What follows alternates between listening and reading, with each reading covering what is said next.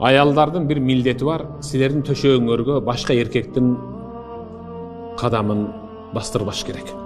Кыянат кылбаш керек аларда. Силер жаман көргөн адамдар, силер жок мезгилде силердин үйүңөрдүн астанасын аттап кирбеш керек. Аял ачпаш керек эшикти. Бизде отура берет да мисалы. Аяш кандай анан? Доска кетти. Келе чайыңдан деп коюп. Алда ошентип отура берет, экөө маңдай тескей отуруп алды. Мында эркектин укугу тебеленди. Аял өзү милдетин аткарган жок. Досуңуздар жок болчу, ошол болгон мезгилде келиңиздер деш менен эркектин күйөөсүнүн укугу сакталат. Жыйынтыгында ал эркек, чоочун эркек үйгө кирбейт.